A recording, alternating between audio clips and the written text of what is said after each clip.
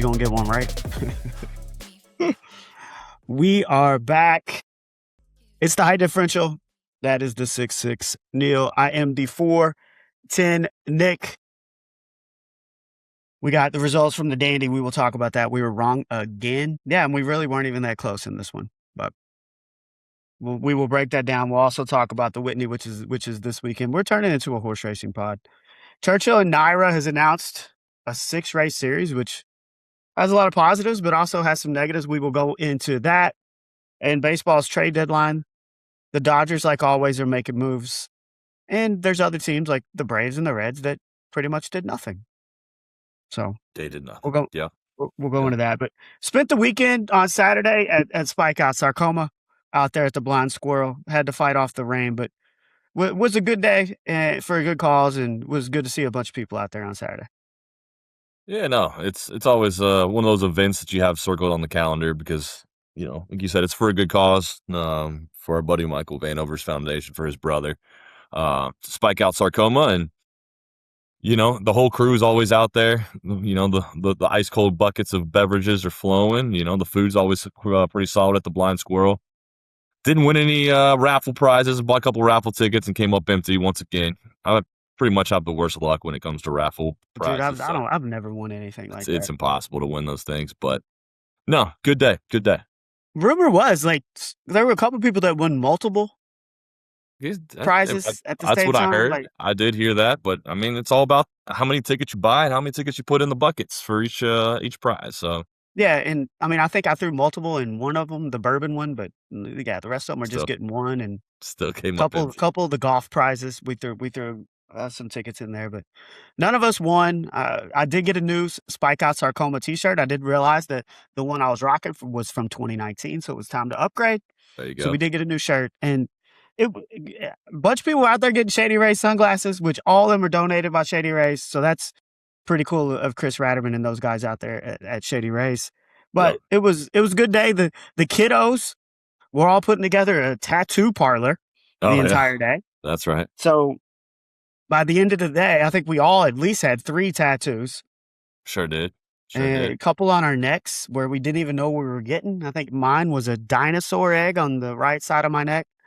And what did you end up with on your neck? Man, I had a dinosaur. I had a pirate. I had a shooting star. I don't know. I had all kinds of stuff all over me. So I had a rocket. I had a rocket on my arm. Was hoping that would be a little omen to what would happen on Sunday with Ricky Fowler playing in the Rocket Classic, but he did not play well on Sunday, so it did not do any good. But good times were had out there on Saturday, and like I said, I was impressed. It was raining about as hard as it can rain without being a thunderstorm, and those people were just playing volleyball right in the middle of it like nothing's going on. Yeah, no, they kept at it. No lightning, so they said play on. And as we wrapped up Spike Out, we went over to Brownies and we were able to catch the Jim Dandy, which was taking place Saturday afternoon at Saratoga. We were both against Renegade for the win. I think you had him finishing 3rd and I had him finishing 4th. Is that correct? That is correct, yeah. And I think a lot of the reasons I had him finishing 4th is because you knew that it was going to be Commandment and Renegade both kind of battling for the favorite and both hovering around that 1-1 mark. And Todd Pletcher, we had talked about it last week, just how much he had struggled in this meet. He was 0 for 17 on the main course, 0 for 14 with 3-year-olds, 0 for 5 in stake races. Well, that all came to a close on Saturday as he wins 5 races. And basically, it was a feat he hadn't last accomplished since 2004, and he shares the record with Chad Brown, who's done it 3 times. So he got off the mat in a big way, winning 5 races, and the big one of the day was Renegade. Yeah, no, like you said, I had him finishing 3rd. I had Chip Honcho as my winner, and he finishes 4th. And what really was a 4-horse race, because I don't even remember who the 5th horse was in that race. It just totally didn't belong.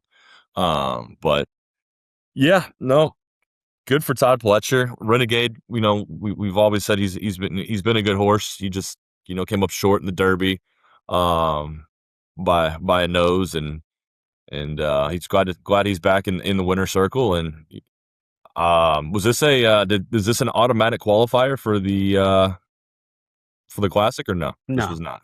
no, it's just a precursor for the Travers. But one other reason why I was off Renegade is because he likes to come off the pace, and we didn't know how much pace was going to be in this race. And I'll be honest, it looked like he was way too far back. It looked like he was way too far back. And even Todd Pletcher talked about he was concerned. And like, yeah, I don't know. He might be a little too far back there to get him. But Irad just said this is the way this horse likes to run. He trusted the horse that he could make a move. Came very wide. And it was Commandment who was kind of out battling Silent Tactic. Looked like Commandment was finally going to win. This horse, it likes to come in second. It looks like a little bit. That's the way it's and been. it was wearing it was wearing blinkers for the first time.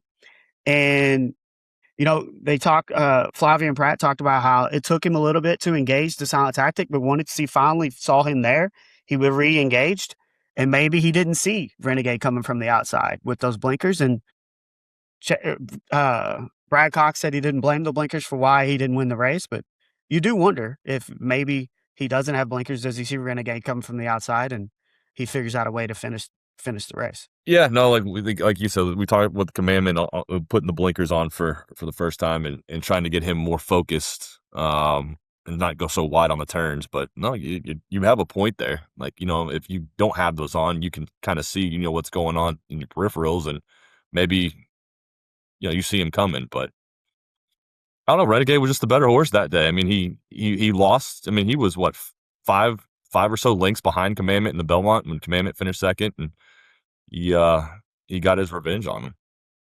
Well, and that was another reason too. Like, I just thought that Commandment's Derby race, you could throw it out a little more because there's 20 horses. It's harder to throw out a Belmont race where there's not 20 horses. But I think that race, Renegade just didn't have his best stuff. And I even talked about it. You're leaving Renegade out of your tries. This horse is probably too good to do that. And it ends up burning you. But in this race with 5 horses, really only 4, because Aston Answered, who's the horse that you could remember, had no chance. Like, this horse had no business being in this race. So there's 4 horses to bet. You had to take one of the favorites out to even try to win money. And because it was Renegade and Commandment 1-2, I think the $1 exacta played $4.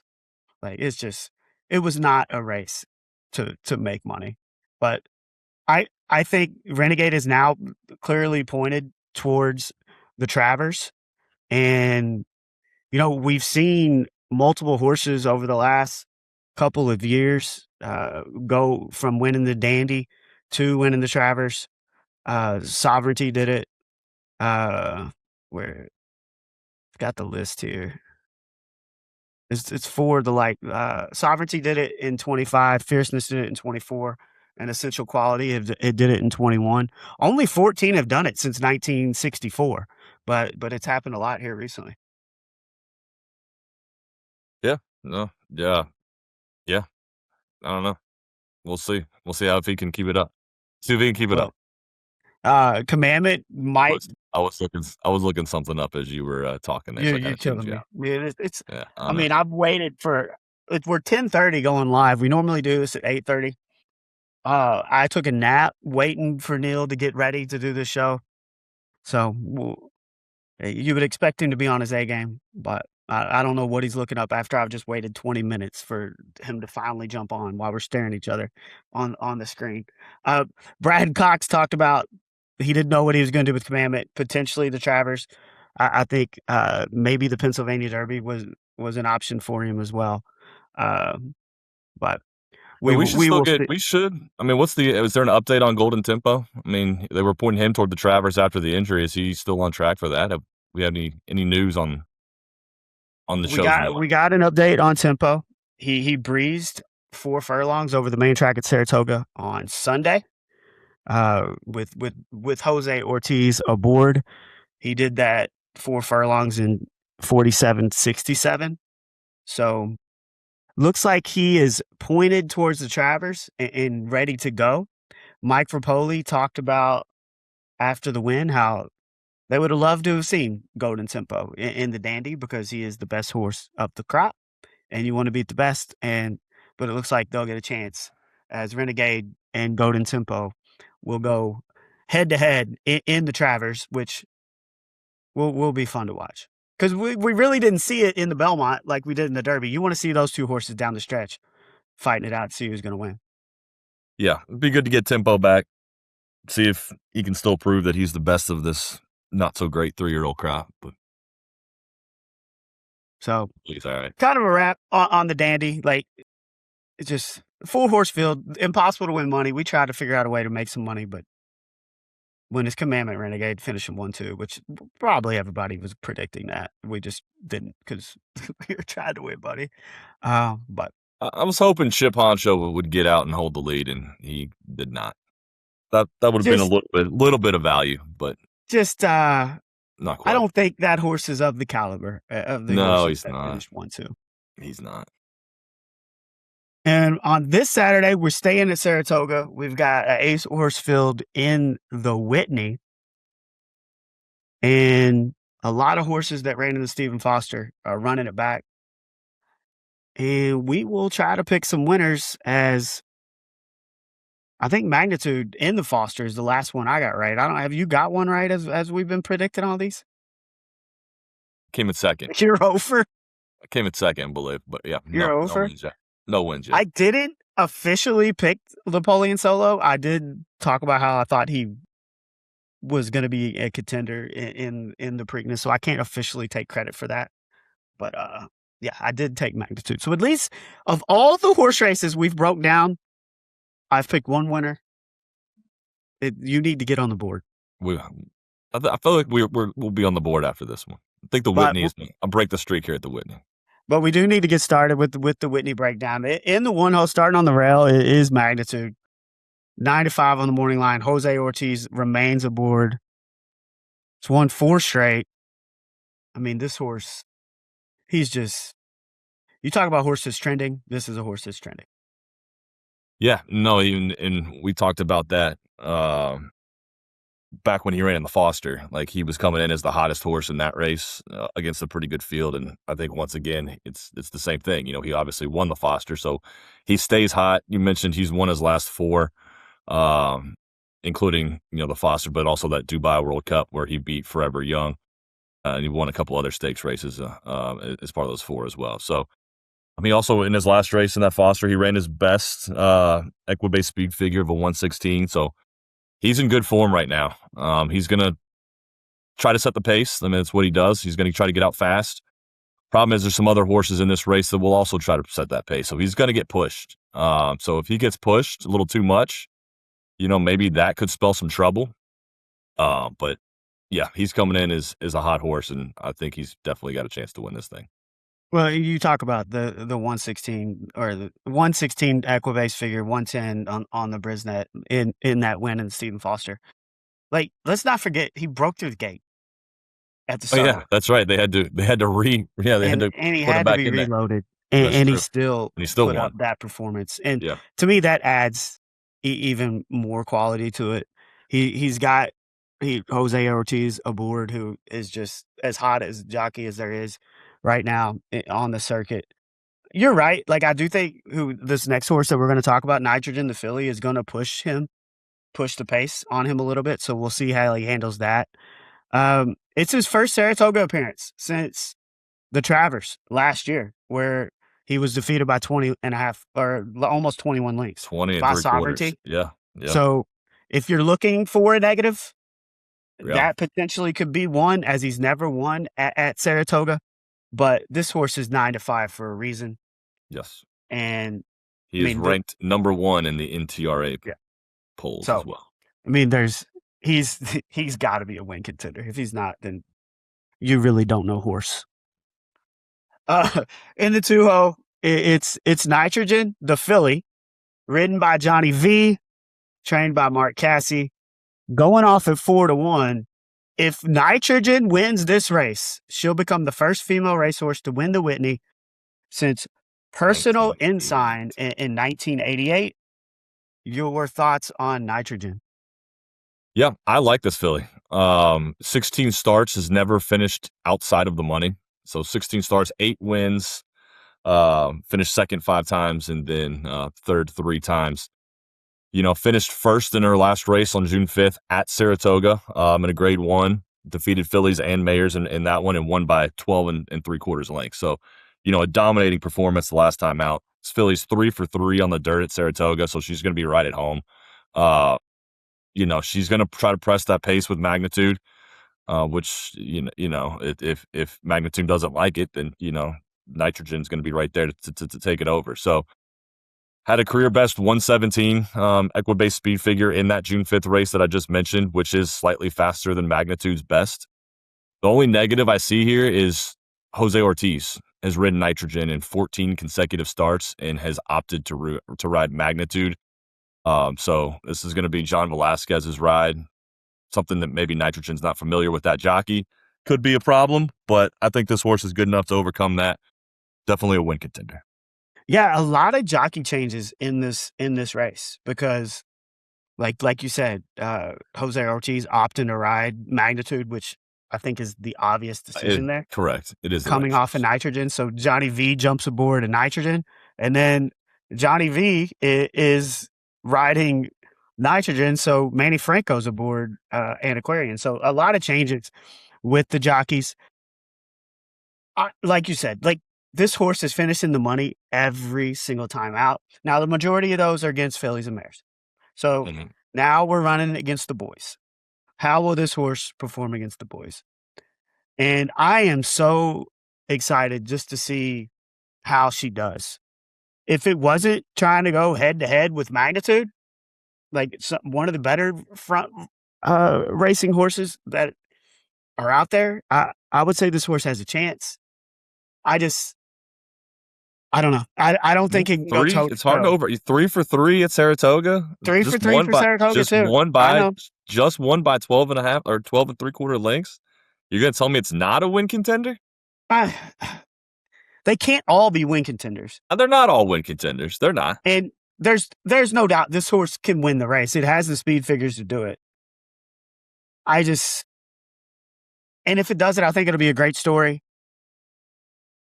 I just think, I don't know. I think there are other horses that I would rank above Nitrogen as having the second or third best chance to win behind Magnitude. So I think you got to include it in your tries and your supers, but I don't know if Nitrogen is the win contender. It's tough to leave her out. I will say that. In the 3-0, it's Antiquarian, ridden by Manny Franco, as we just said, trained by Todd Pletcher, going off at 10-1. Your thoughts on Antiquarian?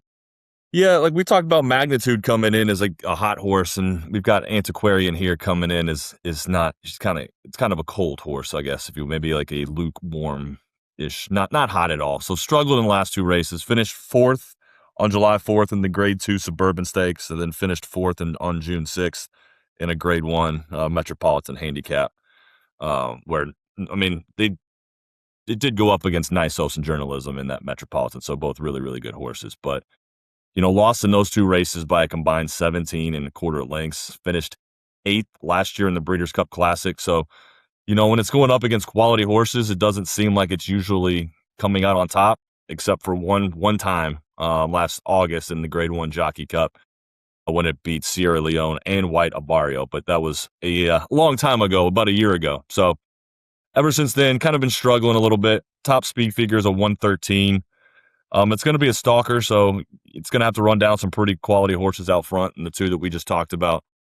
And, Manny Franco's on board first time riding in, as you mentioned, with John Velasquez opting to ride Nitrogen instead. So I think that's all you need to know is John Velasquez thinks Nitrogen's a better horse. I think Nitrogen's also a better horse, as well as some other horses here.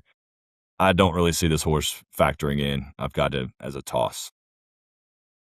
See, I think this horse is going to be a little more off the pace in this race, potentially, because I just think it's going to be so fast up front. Yeah. Did get off to he stumbled a little bit in the Suburban Stakes, and that kind of put him behind the 8 ball. Now, look, he still finished 11 links back in Yeah. fourth place. So it's not like he was passing a ton of horses there at the end. Uh, yeah, I could still. I just this horse is going to go off at 10-1 or worse, and I do think this. I mean, Value. it's just yeah. I think there's some value here. This horse isn't going to win the race, Mhm. but I could see it potentially finishing third or fourth to help, you know, get that get that super price up. Um, but it's not a win contender, but I'm putting it in my tries in my super. Ford Steel going off in the 4 hole, ridden by Michael Husbands, trained by Safi Joseph. The owners is C2 Racing Stable, which also is the same owners of White Abario. And this horse, I don't think really has any chance at all, and is strictly in here to Yep. be a rabbit to Yep. try to help set up the pace for White Abario. So, if you got anything to add to that, but this horse has no chance to win or finish in the money. It's trying to set up White Abario to That's finish off the race. you're spot on. It's the only reason this horse is in there is to just try to wear magnitude down, get up there to just try to run him out a little bit. So no, this horse doesn't have a chance. And we just talked about the Suburban Stakes. He finished 5th in that one in his last race behind Antiquary. And yeah, no, I've got this as a toss. And then we move to the other horse from that stable, White Abario, ridden by Irad, trained by also Safi Joseph. Coming off a really disappointing fourth place finish in the Stephen Foster. This horse has just been kind of, you don't know what you're going to get. But maybe there's value there if it's a good day for White Abario. What are your thoughts on this horse? Yeah, if it stays around 8-1, there is some value there. It's an old horse, obviously, the oldest horse in the 7 race. years old. 7 years old, 27 starts. Like you mentioned, he finished 4th in that Stephen Foster behind Magnitude, Baeza, and Sovereignty. Was it not his best effort because the track was a sloppy track because it was raining there at Churchill? Maybe. So, maybe that factored in. I don't know. But this horse is inconsistent. I mean, it's run well in the past here at Saratoga. It won this race, the Whitney, back in 2023 and posted its highest speed figure of his career back then, was at the time was a 122. So maybe he likes this track. Maybe he can, get back to the glory days of when he was running those high speed figures. He had a great start to 2026 when he had a victory in the Oaklawn Handicap back in April and beat Sovereignty and Journalism, and then was second in a great race in the Pegasus World Cup in January. So he was good to start the year. Kind of struggled, like you mentioned, in that Stephen Foster, but I don't know. I just think that there's other horses in here that are slightly better. I'd put him in the tri-supers range. Yeah, dude, you talk about that Whitney back in 03 or 23. Mm-hmm. He beat Zandit and Cody's Wish. Yeah. And this horse is still running. And we've talked about this before the Stephen Foster. Like the fact that this horse is still running, has name recognition, like this is what horse racing needs. They need names like this that people are familiar with. And I just think it's so cool that this horse is still running at 7 years old. You talked about potentially him getting back to Saratoga could be a positive because he won the Whitney in 23. He hadn't finished in the money in the other 4 Yeah. starts. Yeah, I know. Yeah. Yeah. And that's kind of what this horse is to me. Like, he's not a super try contender. He's either you're betting this horse to win to hoping you hit big, or you're leaving him out completely. Because that's pretty much what this horse does. You don't know what you're going to get. I think because his name recognition is what it is, I think he could go off a little higher than 8-1. It might be closer to 6-7-1. But I mean, his best chance. I mean, if he's gonna win, he needs that quick early pace. He needs that, the Ford Steel and Ford Steel to do his job. I mean, that's what Ford Steel's in here to do, is to help White Abario, and he needs Ford Steel to do his job. So if he does, then yeah, I think he has a chance. And with those odds, yeah, it's worth him a win bet. And look, he didn't fire in the Foster at all. And I think some of that may have to do with the floppy track. Like, that could be an excuse for him. Right. So, this horse, it's such a cool horse. And you just never know what you're going to get. Like, I think it's worth, if he's 8-1, it's worth a $10 win bet just to see what happens. Mm-hmm. But And look, maybe put him in your tries and supers, but I think it's either all or nothing with this guy. I think he's either going to he finish did first or finish he's going to second. finish out of the money, He finished second back in January, so it's possible it's a try. I put which him is in the try only super. time, I know. other than back in December of 24. That's the only other time he's finished second. The other times he's either finished fourth or out of the money. In the 6-0, it's your boy, Sovereignty, ridden by Junior Alvarado, trained by Bill Mott, going off at 3-1. You were on this horse in the Foster. You are a stan of this horse. Yeah. Where are we riding? We're kind of, we might be getting off the ride. I don't know. I don't want to get off the ride yet because I really, really like this horse, but it might be time that the roller coaster ride has come to an end and it's time to move on. So he just hasn't, I mean, he's still a good horse. Don't get me wrong. I mean, his odds at 3-1 tell you he's a great horse, and he just hasn't been the same as he was in 2020. I mean, in 2025, when he wins the Derby, the Belmont, the Travers, the Dandy, he would have been one of the favorites in the Breeders' Cup before he got scratched. Like, that's the horse that I remember and the horse that a lot of people expect. And then when you look at his first two starts of 2026, and he's, finishing third in the Foster, and he finished second back in April in the Oaklawn to White Barrier. So he's losing to these horses that he's going up against, these, three other horses that are in this race, and he's lost to all of them in 2026. So I might be getting off the ride. I don't think he's going to win this thing. I would still put him in my try. But it just sucks. I wish he was going to win, but it's just, he's not the same. Look, he definitely hasn't had the form that he had in 25. But if I'm looking at these two races, I think you can make excuses for both. You're on the excuse train here. You're on the excuse train. Well, in the Oaklawn, he was way too close to the lead. Way too close to the lead. And the pace was fast, which allowed White Barrier to come and just storm past everyone. Yeah. And then potentially maybe the slot played a role in the Foster. Now, there's other horses. Three other horses that also ran in the slop in the Foster. I know, and this horse has ran on the slop before. He won the Derby in the slop. Correct. So, if you just look at his speed figures, he's better than every horse in this race, even magnitude. If you just break it down consistently for his entire career. And, I mean, do you think he'll go off at 3-1? Yeah.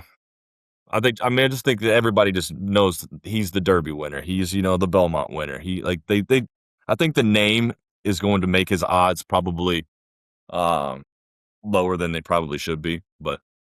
Well, and also the last 3 times he's won on this track. So I think it's odd because you're jumping off when he's going back to a track that he loves, because I potentially think this is where you would jump on Sovereignty. I'm just looking at the last 2 races, and he's losing to these other horses that are in this race. And his speed figures, although, like you said, they're still good, like they're just not up to where they were, last fall, last summer. Yeah, the last 3 times he's won have all been on this track. And the pace is going to be a little faster, which I think could set up for him because magnitude is going to get pressed a little bit. Now, I am a fan of horses on the lead. Like, as a handicapper, I like that because it takes out any kind of trouble, takes it out of the equation. Right. So probably would make me lean magnitude, but I do think Sovereignty can win this race. So you're putting him as a win contender. Okay. In the 7-hole, we have Tistastic, trained by Tyler Gaffalione, or ridden by Tyler Gaffalione, trained by Steve Asmussen. 30-1. And I think for good reason. Can this horse get in the money? It's a closer. Could have gotten the money. It all comes down to the pace again. If it's a fast early pace, it could help him get into the tri-supers as he's, running by some horses late. But other than that, I mean, I don't think he gets, up to the win category or even in an exacta category. So I would keep him in a tri-super if you have him in there at all. His speed figures, best speed figures are 105, which is just not comparable to some of these other horses. He finished third in his last race, the Suburban Stakes, where he did beat Antiquarian and Ford Steel, who were in this race. But yeah, finished 10th in the Derby. His other 2 stakes races last year after the Derby, he finished 9th and 10th. So when he's running against some quality competition, it just doesn't go his way. So no, I'm not even going to put him in the Tri-Super. There's a potential he gets there, but no, I've got him out. Yeah, I just don't. If you just match this horse's resume up with everybody else, he doesn't belong in this race. And I don't care if he's 50-1. I don't think I'm putting him in my tries or supers. Now, look, if the pace completely collapses, am I going to feel like an idiot if he finishes 4th and I don't have him in my supers? Yeah, probably. But I just At 30-1, it's worth it. I think for 30-1, if you're going to try to win some money, it's worth maybe throwing something on there. It's maybe, but maybe like I don't know. It's just there's 2 horses in this race that don't belong. Yeah, and correct. and he's one of them. Correct.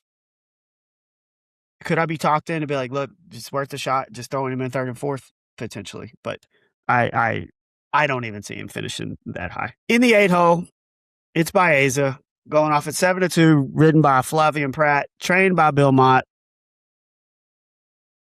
Like, this horse just can't figure out how to get out of the gate, and then rallies late to finish in the money for the most part. Is just 2 for 11 in his career. But I still think a lot of people are fans of this horse. I mean, it's hard not to be a fan of the horse. Like you said, you got to get out of the gate, man. Like the last 3 races, he's struggled to get out of the gate. And then you're looking at the finish line and he's charging past everybody. And if the races were just a little bit further, he probably would win. So if he can get off to a good start, then yeah, he maybe has a chance, I think, of breaking this, reputation of being such an, oh, he's so close, like the but what ifs. And so, like his right, like that last race against Stephen Foster, when he lost the magnitude. I mean, he was the fastest horse down the stretch. So yeah, I mean, he's always there. He's always there. Yeah, his best speed figure came in the Foster when he posted a 114. So if he can duplicate that again and have another great effort like that, I mean, he's got a chance. He's got a chance. I mean, we were there on Oaks Day in the Alishuba where he did the same thing. Yep. And had a bad start and rallied flying down the lane to get to 3rd. And I do think this is a good horse, but I don't know how you can trust it to get out of the gate and to beat horses of this magnitude. There's no way, like at 7-2, there's no way I'm taking Baeza at 7-2 on the morning line when I can get Sovereignty at 3-1. There's just no way. No, I would agree with that. Yeah. And I would like to see this horse win a race, and I think he has the ability to do it. But the only greatest stakes horse this horse has won in his career is the Pennsylvania Derby. And he did beat Magnitude in that race. But I just think 7-2 is too high for a horse that's won 2 times in 11 tries that struggles to get out of the gate. Now, do I think that I think he'll finish in the money because that's what he does? Yeah, definitely. I would definitely have him in your try. Definitely. But I just can't trust this horse, especially when he's that close to what Sovereignty's line is.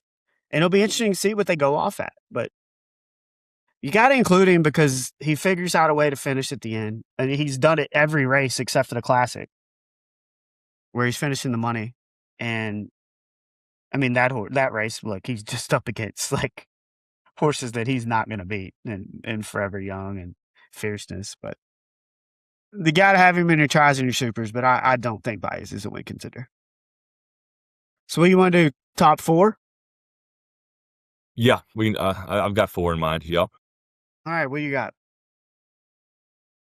I guess we're starting with like who we think's winning. Is that what we're gonna go with? Do your 1 through 4. Do your 1 through 4. I got Magnitude on top. He's gonna get out quick. In just his most recent results. I mean, he's just coming in as, he's probably gonna win Horse of the Year if he can win this race. So He's coming in hot. He's going to get out front. I think he stays there. Like kind of a Stephen Foster-esque kind of run from him. So give me Magnitude out in first. After that, the next three, it gets close. Give me Sovereignty second, Nitrogen in third, and Baeza fourth. And I could switch Baeza and Nitrogen, but those are my top four. I'm going to flip it on you. Okay. I don't think Sovereignty's done. Okay. And I think Nitrogen and Ford Steel are really going to push the pace on Magnitude. I think he's going to fight. Yeah. I think he's going to fight like hell down the stretch, but I think Sovereignty's going to get him. I think this is where Sovereignty, back at Saratoga, gets back in the winner's circle. Okay. So I'm going Sovereignty up top, Magnitude second, Baeza in third because that's what Baeza does. And then I'm going to go Antiquarian, rounding them up in the Super to finish in fourth. It'll give you a little bit of a price. I think this horse can do it. I think his numbers he's finished are better than 10-1. Yeah, he's finished fourth in his last two races, so you putting him in fourth. Yeah. But you're off Nitrogen, who's never finished outside the money. Yeah, you got to be off somebody. And that's one to be off of when in 16 starts they've been in the money 16 times. Well, you've been in the money 16 times when she's racing against fillies and mares, and now she's going against boys.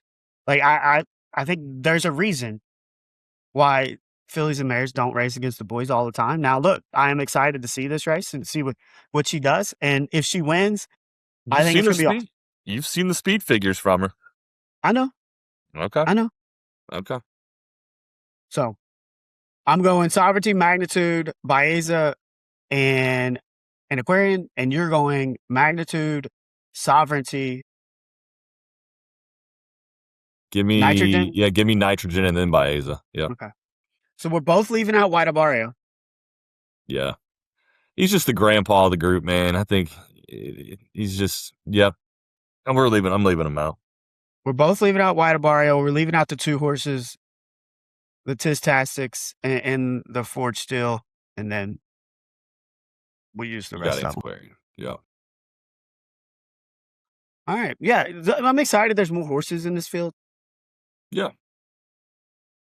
Yeah, the 5-horse races when really there's only 4 quality horses. I mean, it's fine. It's exciting because 4 of the horses are great, but when you can get more quality horses in a race, it makes it way more fun. And this pod is going to be so much horse racing because there's more horse racing news that came out earlier this week. Churchill Downs and Naira announced the unveiling of the Thoroughbred Championship Series, which is a new 6-race competition that will begin next year. And it will feature the Derby, the Belmont, the Matt Winn Stakes at Churchill, the Jim Dandy Stakes at Saratoga, the Travers Stakes at Saratoga, and then there will be a championship race at Churchill. Just the championship race. We're just going to make a race up now. Yeah, I mean, all of these races are going to be on TV. The races at Churchill will be on NBC. The races at Saratoga and Belmont will be on Fox. I think it's cool that Naira and Churchill are working together, that the New York tracks and obviously Churchill here in Louisville are working together. Your overall thoughts on this for horse racing? No, I love it. Like when you can have more races with quality horses in it, it's good for the sport. It's good for the viewers. It's good for the fans. So, as long as the owners buy in, I think, what is it, a $5 million prize at the end of it all? So as long as, the owners buy into it and want to go after it, it's going to be great. I mean, it's going to make for some really good racing. What it also does is I think we've killed the Preakness, which is very unfortunate because, Triple Crown was always like, the crown jewel of the sport. But in recent years, as we've talked about, everybody's skipping the Preakness. The Preakness has become irrelevant. And there was a few ideas we threw out there and trying how to fix it. I think Churchill Downs tried to buy the Preakness and try to fix it. And when that got shot down, I think the writing was on the wall. So good night, Preakness. I mean, you'll still get some horses in there, but it's not it's never going to be the same. It's not. I mean, yeah, it's it diminishes the Preakness a little bit. It's not completely good night to the Preakness. Not completely, but if And it doesn't. I mean, it you're not doesn't gonna get those Derby horses in there anymore. I mean, it's still a part of the Triple Crown. This does not the Triple Crown is still a thing. Correct. This just does not include the Preakness as part of the point structure for this 6-race series. I I will say Del Romans talked, and I think one of the reasons why the Preakness isn't included now because they don't know when it's going to be raced, where it's going to be raced next year. When it permanently gets back at Pimlico, there are talks that this is a working series, that this isn't what it's going to be. They could potentially add races, so Yeah. potentially the Preakness could be added. Um, they, I think the way that it's going to be structured is that you must race in 4 of the 6 races to qualify, and then there'll be some kind of point system based on your finishes, and the Derby will hold the highest. Like, you get the most points for the Yeah. Derby. Well, that makes But sense. Yeah. the main thing about this is name recognition with horses. Hmm. And people know the horses that run in the Derby because that is the most watched Derby, or the most watched race in the country. And to Correct. have those horses continue to go up against each other 5, 6 more times, it is going to be great for horse racing, and it's smart to capitalize on that. I do think it's sad that the Preakness is being left out, and hopefully it could be added here in the future because it needs to be included in this. And Oh, there's no doubt it should be. Yeah. but the issue is Churchill tried to buy it and was on the verge of buying it, and then the state of Maryland said, "Nah, we have the right of refusal, and we're buying the rights to the Preakness." And so Churchill maybe had a little bit of vendetta in this because we tried to get it, and now we're gonna show you that you should have just let us buy it and let us, because then it definitely would have been a part of this series. There's A no doubt thousand about it. percent. There's no No doubt question. about it. So I think that played a role. But overall, I think this is a great thing for horse racing. And there's other races like the Ohio Derby and the Pennsylvania Derby and all them kind of being left out. The Haskell Stakes, which we talked about a couple weeks ago, not being included in this. So there are some races that are being left behind. But I think overall, this is really good for horse racing. And honestly, they should do the same thing for the older group. They should do something similar for the older group of horses. And we just talked about the Foster. Now we're talking about the Whitney. They need to do something similar because, like, people like the familiarity of seeing horses that they're familiar with running against each other. Oh yeah. And that's what's going to make the Whitney fun on Saturday. And that's what's going to make this series fun. I would agree with that. Absolutely.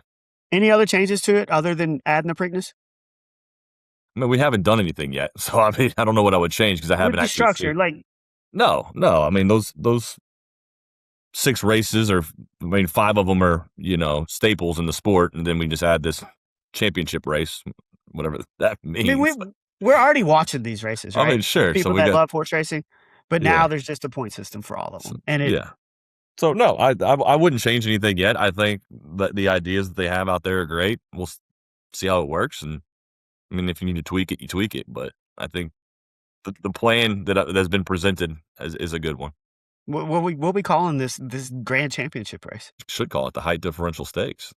Well, it probably costs a little bit. We really got to get our followers up by next Let's get a whenever that race GoFundMe. is. Get a GoFundMe started for this thing. we, we we need to start something. Might need to rob a bank or uh, do a lot more and start a GoFundMe if we want to get our name on that. Well, we're definitely not going to get there betting 9-5 horses to win. That's for sure. No, but we've got more opportunity to make some money this week in the Whitney than we did last week in Dandy. There was no way to make money in that race. There was not. And when you try to act like you try to force stuff into happening because you want to make money, and then it makes you look like even more of an idiot that don't know horse. And Renegade was too good of a horse for us to be Yeah, picking back and forth, probably. that's true. Yeah. But it's just boring too to pick 2 horses that are going to be 6-5 and 8-5. But I mean, I guess we both just did pick Sovereignty and Magnitude 1-2 in the Whitney, which is going to be 3-1 and 8-5. So I don't know. We just talk about it both sides of our mouth sometimes. The trade deadline was earlier this week. Surprise, surprise. The Dodgers get Tarik Skubal. A lot of people, like, your thoughts. Like, is this a Dodgers problem? Is it a baseball problem? Like, to me, like, there's no rules against it. They're the best team. They spend the money. Go get the best players. Yeah, like, I'm I not hate it as a great fan, but yeah, I'm not blaming the Dodgers. And like you hear their GM or their owner, they're basically saying, if there's 32 other teams that could have gotten Skubal if they wanted to, you just got to pay the right price. And the Dodgers have it figured out. They've got the money. They've got a lot of deferred money, which allows them to spend now. So it's not the Dodgers' fault. I don't blame them. It sucks. Like, the baseball definitely has a competition problem when the Dodgers, are spending all this money, and other teams like the Reds or the Guardians or the Marlins or whoever are spending a fraction of that. So they're never going to be competitive. So there's definitely a problem. And, going into this collective bargaining agreement that most likely will end in a strike, they're trying to solve some of these issues. So I don't know. I don't blame the Dodgers. It sucks. They're going to win the World Series again. There's nothing anybody can do about it. Well, I mean, that's the thing about baseball, though. Like, you just never know what's going to happen. The best team doesn't always win. The Dodgers have done it the last 2 years, but that doesn't mean it's going to happen again this year. Doesn't mean it, but they've got. I mean, the Blue Jays were a couple outs away from winning it all last year, and now they're fire selling their team. Yeah, but like, to me, like, you knew the Dodgers were going to make moves. Like, that's not a surprise. No. And you knew if the Tigers were going to trade Skubal, then they were going to be probably the team to get him. And that's what happened. To me, like, the Tigers are 2 games out of the wild card, and they're trading one of the best pitchers in baseball. Like, is that not a little bit of a problem? I mean, what was Skubal's deal? Is he on the last year of his deal? Yeah, I mean, and they knew they were going to lock him up, but do you not take? I don't know. I don't know. And then the Red Sox gave up their whole farm system in their trades. A month ago, they were dead. 3 weeks ago, 3 weeks ago, they 16 games in a row. Yeah. And they traded 3 of their top 5 prospects. So, I don't know. If I'm the Tigers and I'm 2 games out of the wild card, if you get in the playoffs in baseball, you just never know what's going to happen. And if you got Skubal at the top of that rotation, who knows what you can do? No, it's the same every year. It's the same teams that are spending money and making deals, and it's the same teams that are just sitting on their hands and not doing anything because they don't want to spend any money. It's always the Dodgers, the Yankees, the Red Sox, the Cubs, the Phillies, the Mets. Like, these are the same teams every year that are making moves, spending money, going and trying to win championships. And when's the last time you heard the Cincinnati Reds make a big deal, or the Oakland A's? Or, it's like the Miami Marlins, like these same teams that just kind of sit on their hands, and they're constantly in rebuild mode. They don't try to win championships. They don't spend money. They're just rebuild. And the Reds, I don't even know what the Reds were doing. And we can talk. We're going to talk about them and the Braves not doing anything. But the Reds have all these expiring contracts, and you only unload 2 of them. And one was for $250,000 in international bonus money or some bullshit. Like, your two biggest, expiring contracts that were going to bring back the biggest haul were Tyler Stevenson and Brady Singer, and you kept them both. Yeah. Like, what? I mean, to what? Hopefully win 4. Like, the difference between them leaving and staying is what? You're going to win 4 more games? What does that matter? Well, you got to have a trade partner on the other end, and you got to get what you want. Now, look, if you get late in the deadline and you're getting nothing for them, then you're probably right. But that's the thing. Like, are you just asking for something so outrageous that nobody wants to dance with you? Like, and look, dude, I don't like crushing people on this pod, but Nick Krall looks like an idiot in that press conference. Like, he's wearing a plain green polo in front of a sink.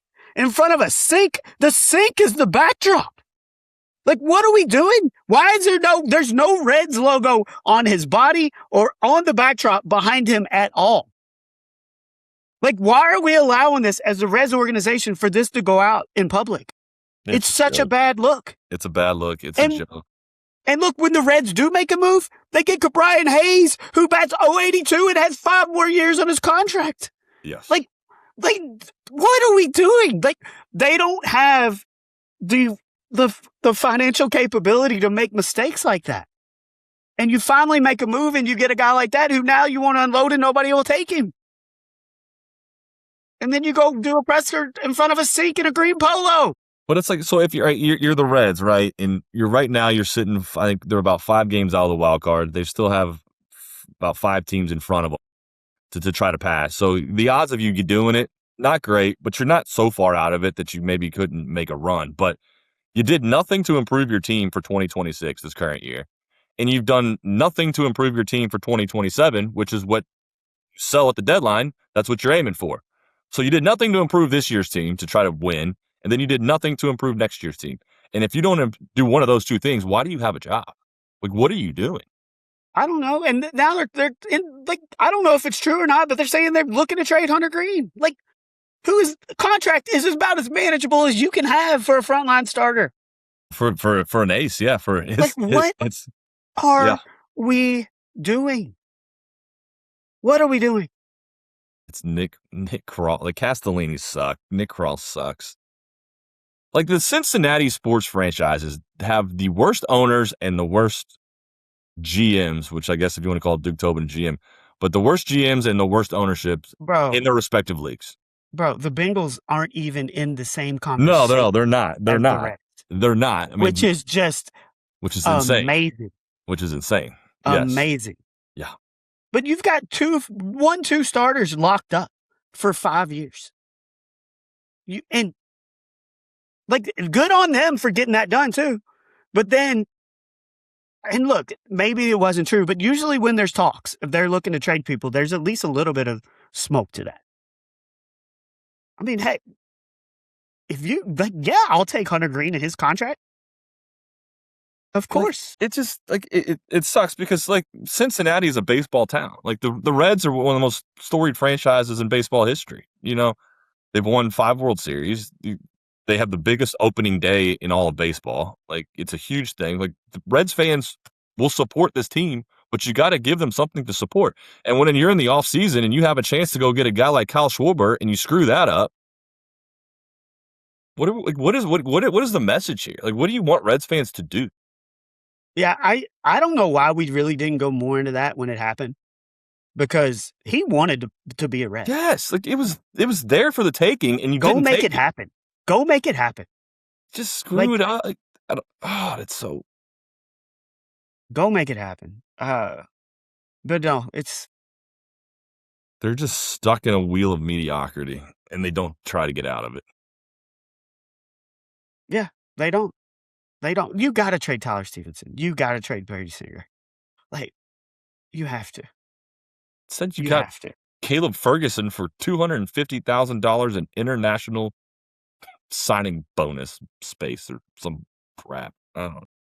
Now, the Braves did go out and get 2 former Reds. That was their big move. You got Brent Suter and Tyler Mahle. So see if that takes them over the top. There were talks that they were trying to get Jacob deGrom, and he said, "Nah, I ain't leaving Texas." How's he doing now? I haven't been following the Rangers. Is he doing? Is deGrom having a decent year? I mean, I think he's hovering around a 4 ERA. He's actually been healthy this year.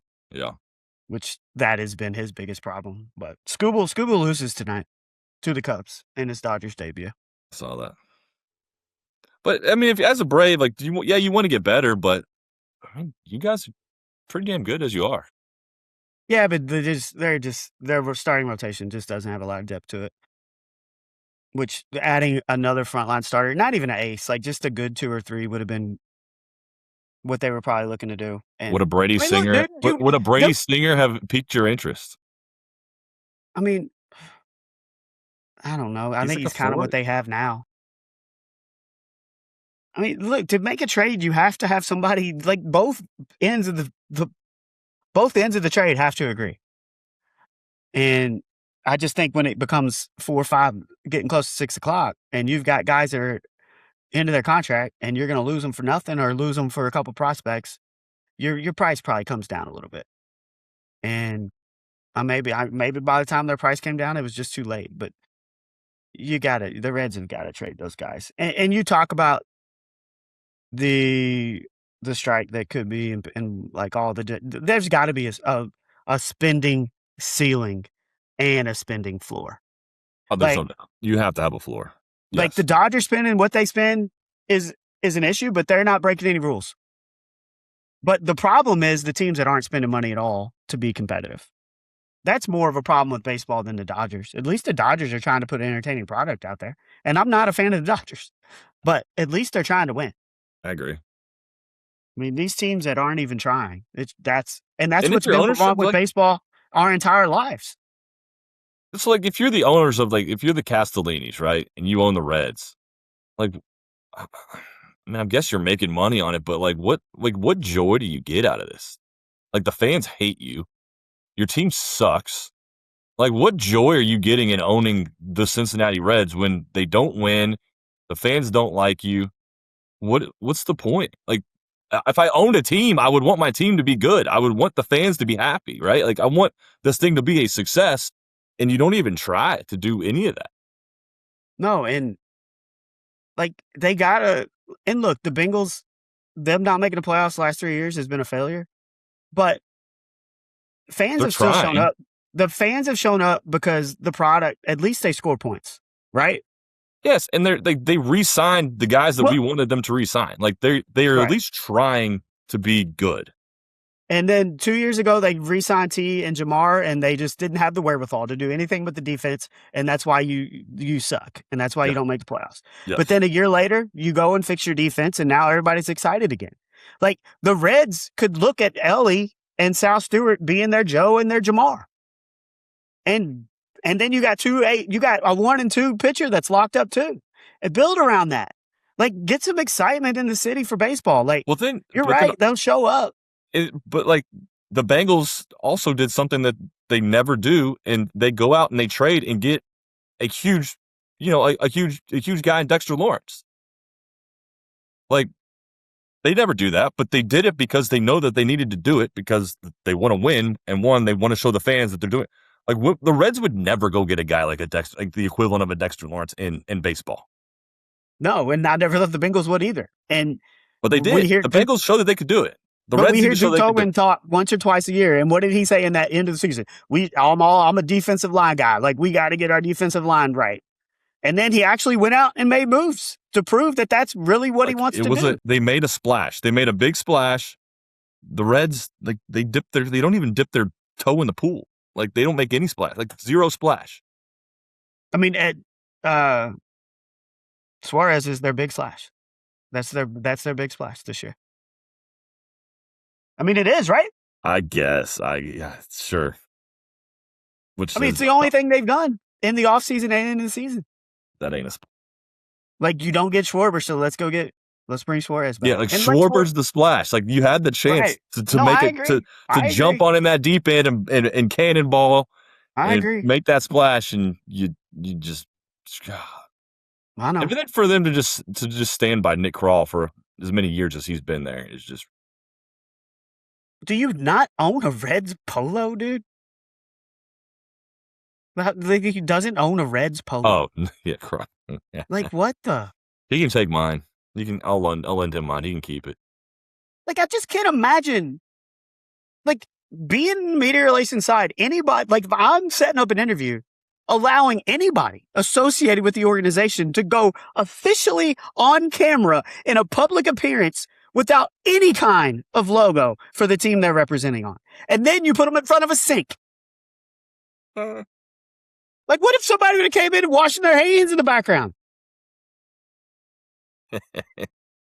Like, I got on the video of this pod, I got to put a still shot of what it looked like. Because have you seen it? It looked ridiculous. He does. He's just an idiot. Yeah.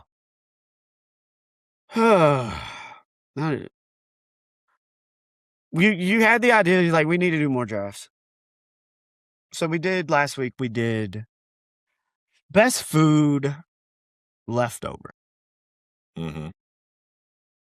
And I think the response has been pretty positive. We need to do more of those. We've got some ideas for things that we probably left out. Chinese food being one of them. Yeah. What were some other things that we may have left out? We got killed for saying chili not higher. I got that at 3. There were some people saying we should have picked chili higher. Yeah. I thought it was a value selection getting it there. We didn't draft ham, right? We just threw that in as a what could have Just threw been. that in at the end. Yeah, but I've had some ham suggestions. But overall, dude, Uncle Steve loved your pie selection. He did. Was big on your pie selection. Also said you could have just thrown that into Thanksgiving dinner and then you wrap up the whole game with your first pick because you've got turkey and stuffing and pie and everything. So we're gonna keep the food. It's not always gonna be a food draft, but we're gonna keep the food theme this week. And I guess because you went first last week, I'll go first this week. Yeah. But we're gonna do foods that are impossible to eat cleanly.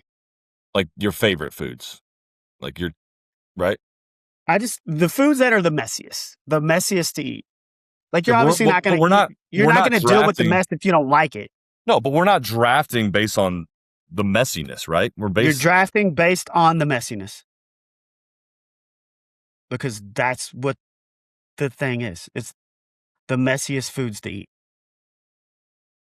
But they have to be like foods you like. Like Well, if you're not gonna deal with the mess if you don't like it. Okay.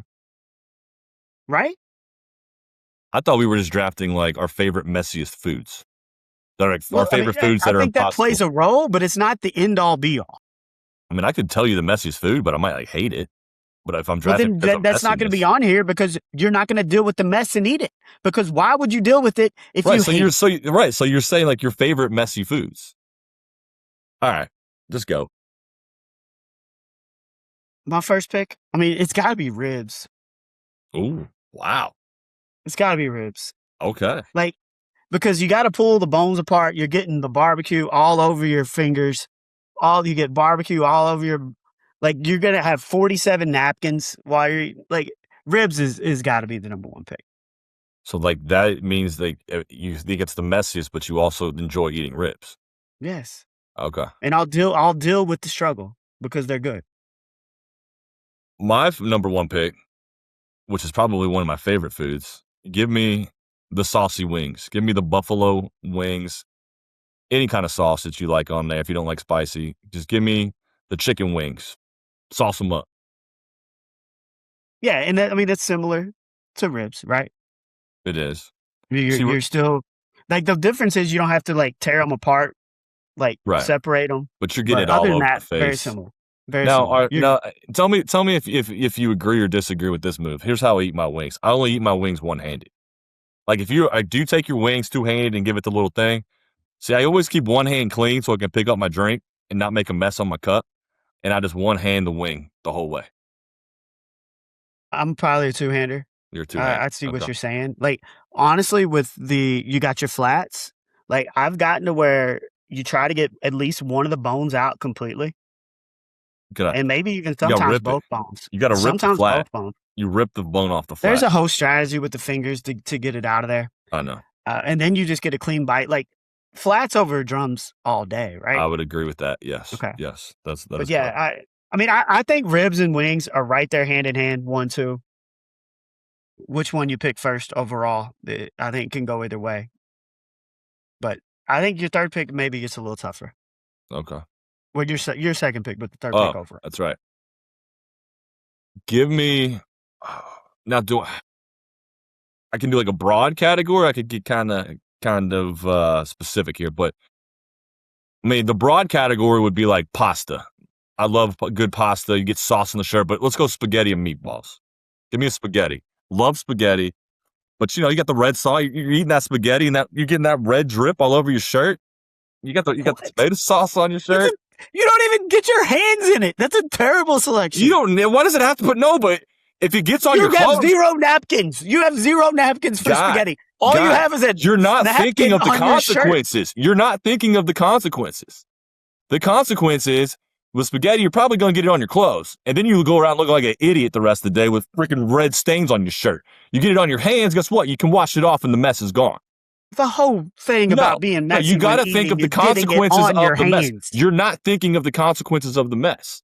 So yes, you're eating pasta. You're getting it on your shirt, which is most likely. Don't wear a I white might have shirt. to use a Tide stick for 5 seconds. You gonna pull out a Tide stick every time? Like, No. the messiness is the hands. That is where the mess is. It doesn't have to be the hands. Like, you're not getting spaghetti all over your face and all over your hands. No, but you're gonna get it on your shirt, and you're gonna look like a dumbass the rest of the day when you're walking around to that. That is a terrible selection. No, it's not. It's not. It is awful selection. Plus, like I said, I'm going quality of food here. I'm going stuff that I like. I'm putting spaghetti as a messy food that I like at my number 2 pick. Well, we can name any food we want. Pasta. Because it's our favorite and put it in this list, but spaghetti is not messy. Why do they have... Okay, then when you go to Skyline Chili, why do they give you a bib? So you don't have to use the Tide Why stick do they give you a bib on your shirt? What? So you don't have to use the Tide stick for 1 second on your shirt. So it's messy because it's getting on your shirt. Yeah, but they ain't giving you a stack of napkins like that. You're not... Like I said, it's the consequence of the mess.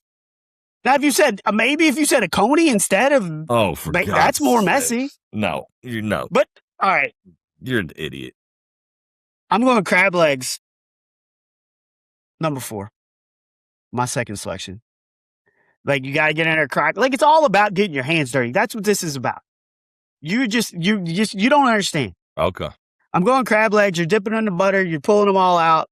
Well, I got getting it. Like you got your crab bib too. So if you're worried about the spaghetti, you got your crab bib when you're eating your crab legs. Okay. Getting all buttery. That's another thing where you have 47 napkins. And I think for my final selection, because I've got one more, right? We're doing 3 or 4? We're doing 3. Okay. And and with my final selection, I guess I will go corn on the cob. Dude, they make corn holders. Like nobody uses those corn holders. Nobody uses those corn holders. That's a terrible pick. They make things you stick in the corn on the cob. Nobody uses those. You don't even get them. They haven't used those since the 1970s. Also, I haven't seen those. You hold it on the ends of the corn so they don't. Nobody is taking the corn holders on the cob. Oh my god! Because you don't even need butter all over your hands. Butter? Like how much butter are you slobbing on this thing, dude? You put a lot of butter in your corn. Jesus Christ! My God, I don't even think I make a mess when I eat corn on the cob. And look, and here's the thing too. Like if I'm on a date, I ain't gonna eat corn on the cob. I ain't gonna eat ribs. I ain't gonna eat crab legs because I'm gonna look like an idiot. I'm gonna have corn all in my teeth, butter all over my face, butter all over my hands. Like that's what we're talking about here. Okay. Well, I got one. Like I would eat spaghetti on a date. Well, I just got my last pick is going to crush your corn on the cob. Well, fine. Like it's going to crush it, and you're going to be like, "Damn, that's a really good one." Okay, what is it? Give me the cotton candy. You're picking that, and it's sticking to your fingers. It's all over your face. If you ever taken your niece or your nephews to the fair or a baseball game and they get a cotton candy, you're going to tell me that it ain't a complete disaster of a mess? Yeah, for 8-year-olds. If you ate a cotton candy, you're going to tell me you're not going to have a mess on your hands. You're going to tell me that if you ate cotton candy, you wouldn't have a mess. I'm not going to be as messy as an 8-year-old. I think an adult can figure out how to eat cotton candy without getting it all over their face. I don't think that it's possible, my guy. I do. Like, and also, when's the last time you're eating? Like you said, you're picking things that are your favorite foods. Is cotton candy one of your favorite foods? I mean, you know my thoughts on cotton candy blizzards. Absolutely. Yeah. Absolutely. Cotton candy, I would eat. Yes, I would eat a cotton candy. Like if I'm at a baseball game, give me a cotton candy. So I've got ribs, crab legs, and corn on the cob, and you have chicken wings, which is legit. And then you follow that up with spaghetti and cotton candy. Well, I'm going pasta. And yes, and cotton fine. candy. You can go whatever you want for that because it doesn't belong on this list. Corn on the cob, my God, like it doesn't belong in this category. Some honorable mention things. Ice cream cone. Ice cream maybe. Cone. If you're an adult, you shouldn't be making a mess with an ice cream cone. That's why I didn't select it. That's why I didn't select it because I am an adult. I challenge you. I'm gonna get you a bag of cotton candy. I want you to eat it on air and tell me that it's not messy. I will not have it all over my face. I guarantee. Yes, you will. I guarantee you will. Sloppy Joes, I think, could be another thing that could be on this list. That's just because falling off the sandwich, getting all over. Like the messiness is the hands and the sides of your mouth. Like, that's what we're looking for here. You got to think about the consequence of the mess. That is the consequence, is it not? Okay. Like, I'm thinking about things that I'm not gonna eat on a date. And, and I would eat ice cream on a date because I think I can handle that. Why would you I not would eat eat crab? Why would you if not eat crab legs on she a wanna date? get cotton candy at a ball game, I think I could eat that without looking like an idiot. But ribs ribs and crab legs and corn on the cob, no, I'm not doing that. No. You got it. Your performances have gotta be better in these drafts. I won the last draft. First of all, I've already won the first. I won the first draft, and I just crushed you in this draft. Like corn You on the cob. did not You get crush me. disqualified for saying corn on the cob. I get disqualified for saying corn on the cob, but you don't get disqualified for saying Cotton candy. fettuccine Alfredo. Yeah, because when that slaps on your shirt and you look like an idiot in front of your friends or your coworkers or your date, then they'll be like, dude. Like first date, would you eat fettuccine Alfredo or spaghetti? Sure. Like if you go to an Italian place. Yeah. Yeah. But you're Are running you a risk. going? Are you going to eat ribs on a first date? Sure. You are. Why not? I mean, I'm not going to. No. But I would 100% eat pasta. And I think pasta is I think it's a very common first date food. I don't know. I think this wraps up season 1. What you have some of your favorite segments from what are some of the segments that stand out to you after season 1? When you cussed me out about Dairy Queen cheeseburgers and you went and almost choked on a bread tie. Well, I was cussing you out for 2 things. First off, your love of the cotton candy blizzard, which brings us back to why that was in your selections. It's fantastic. And then you're like, double cheeseburger there is the best, and I go get it. And I'm like, oh, this burger's okay. And then 3 bites in, I get a freaking bread tie, plastic bread tie. The Bengals rant when we were in the snow, and they didn't even try to clean the seats off at all. That was fun to rant about. It was fun to have an avenue to get some of that anger out because I was angry. And I don't get angry easily. But it was 3 degrees, and that day was miserable. The game was miserable. So having an avenue to really just kind of unleash some of that. I always enjoy getting to crush the Bengals after, and when we lost to the Jets and put up 40 points and we yelled at Duke Tobin for a solid 30 minutes on the show. Yeah. You still talk about this all the time. My buttered noodle selection on Thanksgiving dinner is it's the most unbelievable thing I've ever heard. I mean, it's not as unbelievable as picking spaghetti in a messy food draft, but I'll be honest, I thought it was a normal thing. Like, you know what you know. Like, I've gone to the same Thanksgiving dinner my entire life. We've always had it. I just thought that was normal. So I learned a little bit about myself during that. The Christmas movie draft was fun when you pretend that Just Friends is a Christmas movie, which is not. 1,000% is a Christmas. They sing Christmas carols to the kids at the church. She runs over all the Christmas decorations in the front yard. Yeah, there's movies that have Christmas in them. Did you think we get to episode 54? Sure. We don't quit. We're not quitters. I will say that. We are a lot of things. We are not quitters. But because it is already 11:35 and I have to be at a meeting at 8:30 in the morning, I think we are going to quit. Well, I gotta be at the airport at 5:30 in the morning. Well, you get to go to bed right away while I will be on my computer for the next 2 hours. I haven't even packed. Well, but you said you do that in the morning, so you're good. I probably will wait till the morning. Yeah, the last time we talked about traveling, I talked about I hadn't packed at night, and he was like, "Oh, I don't do that until the morning." I was like, "I feel like I'm a crazy person because I don't pack to travel at night, and you're doing it even at another level as wait until the morning." Yeah, problem is it might wake the wife up, and she's gonna not be happy about that. But so Vegas for a couple days. Yeah, don't get too crazy down there. I mean, when it comes to FIVO Fest, there's no promises. But I do hope you get to hang out with T. Higgins again. He's got training camp, unfortunately. That's not unfortunate. We gotta get ready. But this will conclude season 2.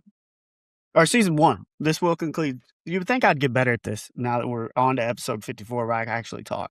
But this will conclude season 1. We're going to take a couple weeks off.